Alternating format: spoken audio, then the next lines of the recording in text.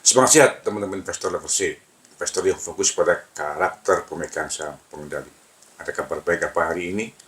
Teman-teman, kali ini saya akan sharing tentang rencana IPO perusahaan milik salah satu grup pengusaha kawakan, keluarga Bakri, yaitu VKTR Teknologi Mobilitas, yang bergerak dalam subsektor autopart dan equipment. Analisa ini adalah analisa fundamental, sehingga saya mengabaikan siapa penjamin emisinya.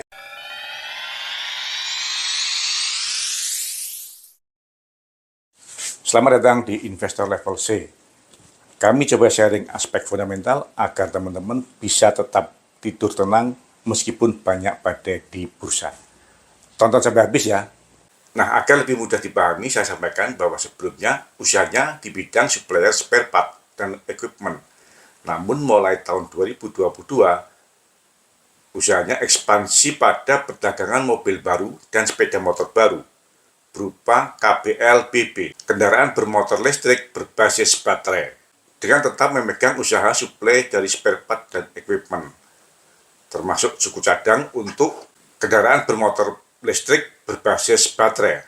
Deskripsi mudahnya, perusahaan ini melakukan ekspansi membuat karoseri mobil listrik seperti New Armada yang ada di Magelang, atau perakitan VA dan Jialing, namun khusus untuk mobil dan motor listrik yang berbasis baterai.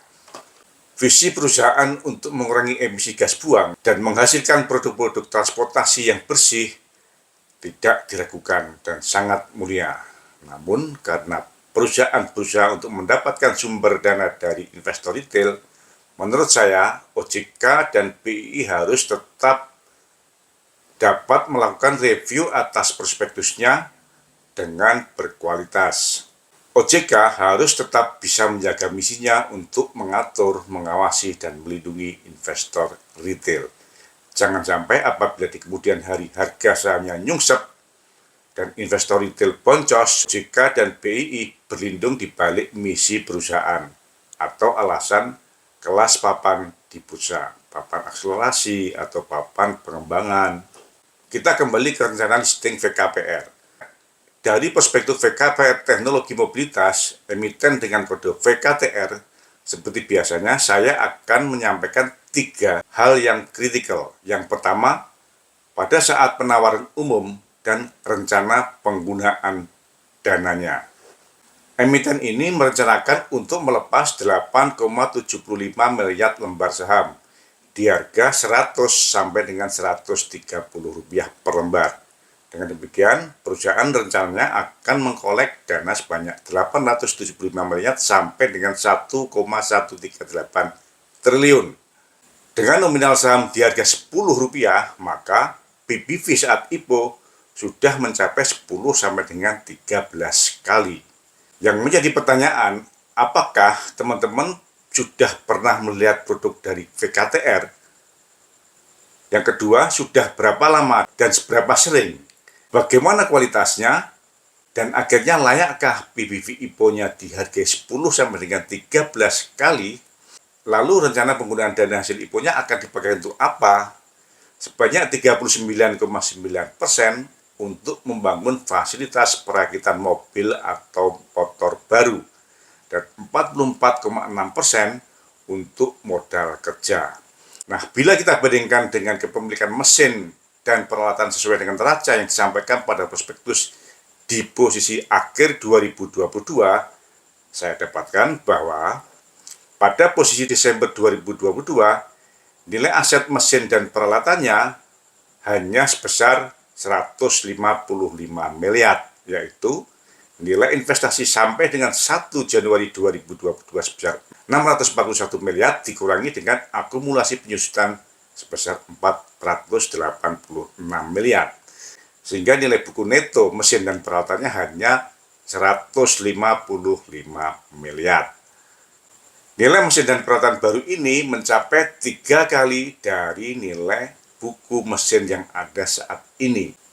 Artinya, hasil IPO dari perusahaan ini digunakan untuk membuat pabrik baru, bukan untuk meningkatkan kapasitas produksi. pabrik yang sudah ada. Namun, benar-benar membangun pabrik baru dari nol. Dengan target selesai di triwulan kedua tahun 2025, artinya pabrik baru bisa berproduksi di triwulan 3 2025. Modal kerja baru akan digunakan pada triwulan ketiga tahun 2025. Hasil investasi baru pada tahun 2026. Dengan demikian, apabila teman-teman akan invest, harus bersabar, karena dapat dipastikan dalam 2 tahun ke depan, kecil kemungkinan untuk bisa dapat dividen. Karena pabriknya saja baru bisa berproduksi secepat-cepatnya pada triwulan 3 2025. Yang kedua, perubahan terhadap pemegang saham dan jumlah saham yang di-store-nya. Perusahaan sudah berdiri sejak tahun 2013. Namun, sesuai dengan prospektusnya, saya akan mencermati pada perubahan modal yang di-store yang cukup signifikan, yaitu pada 28 Juni 2022 dari 1,25 miliar menjadi 102,85 miliar. Yang kedua, pada 29 Juni 2022 dari 102,85 miliar menjadi 200 miliar. Dan pada akhir Desember 2022 dari 200 miliar menjadi 350 miliar. Pada tanggal 28 Juni 2022, saat perubahan saham yang di-store dari 1,25 miliar menjadi 102,85 miliar, terjadi setoran tambahan modal secara in-bank berupa ruang kantor seluas 1.422 meter persegi di Jalan Tamrin, Jakarta Pusat. Sesuai dengan standar ruang kerja, ruang ini kira-kira bisa menampung 150 orang pegawai. Nilainya 60 miliar. Nah, pertanyaan saya, apakah in-bank ini merupakan aset produktif yang dapat menunjang tujuan bisnis dari perusahaan? Yang kedua, dalih perusahaan, aset tersebut digunakan sebagai kantor pusat. Lalu berapa banyak pegawai yang berkantor di sana? Mengingat workshop saat ini ada di Bekasi. Dan ke depan, perusahaan akan membangun pabrik di Magelang yang jaraknya sangat jauh dari Jakarta. Yang ketiga, di samping itu, bisnisnya ke arah manufaktur, sehingga yang diperlukan adalah kantor atau pabrik atau workshop untuk berproduksi.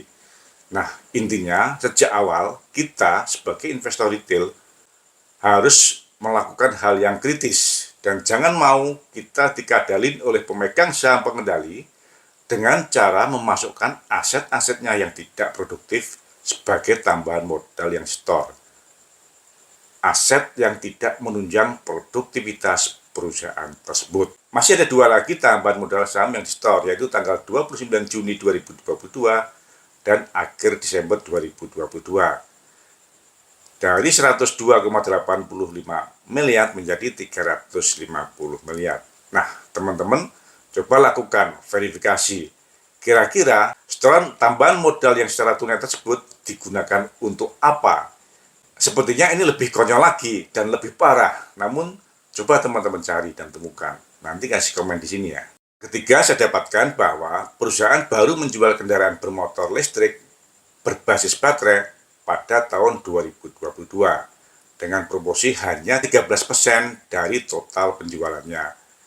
Pas performa perusahaan dan kompetensinya pada perdagangan spare part dengan proporsi penjualannya masih sangat tinggi, sebesar 87%. Dengan demikian, menurut saya, sesuai dengan past performanya, perusahaan ini belum layak untuk dibawa ke bursa dengan positioning sebagai kendaraan bermotor listrik berbasis baterai. Apalagi pembelinya pun hanya satu perusahaan, yaitu PT Mayasari Bakti. Past performa perusahaan belum cukup untuk bisa kita terima sebagai perusahaan kendaraan bermotor listrik. Karena baru 1 tahun dan baru 1 pembeli saja. Bila kita kembali pada tujuan penggunaan dana pada saat listing, kita dapatkan bahwa target pembangunan workshop selesai pada triwulan 2 tahun 2025. Artinya, perusahaan akan baru bisa produksi pada workshop baru pada triwulan ketiga tahun 2025. Yang kedua, Modal kerja baru bisa digunakan pada triwulan ketiga tahun 2025. Hasil investasi tentunya baru bisa dirasakan pada tahun 2026. Kesimpulannya, menurut saya, VKTR belum layak listing karena yang pertama, meskipun merupakan proyek strategis, namun belum layak apabila menggunakan variabel komersial. Yang kedua, target sumber dana dari investor retail tidak sesuai karena tujuan investor retail adalah cuan dan capital gain. Dan yang ketiga, ini merupakan salah satu bentuk dari backdoor listing dengan menggunakan perusahaan sendiri dalam satu grup. Karena saham yang telah disetor hanya 350 miliar, namun melakukan IPO dengan target dana 1,1 triliun. 3 kalinya dari saham yang setor baru berumur 1 tahun. Dan oleh sebab itu, apabila OJK dan BEI meloloskan untuk listing, menurut saya lebih cocok masuk dalam papan ekonomi khusus agar investor retail lebih paham risikonya sejak awal. Jadi teman-teman jaga kesehatan sambil kita tunggu bagaimana hasil listing dari VKTR mendatang. Apakah akan seperti emiten MEN versi jumbo? Semangat sehat! Terima kasih telah menonton. Jangan lupa kasih komen agar channel Investor Level C dapat lebih berkualitas. Dan jangan lupa sharing agar teman-teman yang lainnya bisa mendapatkan manfaat dari channel Investor Level C. Terima kasih.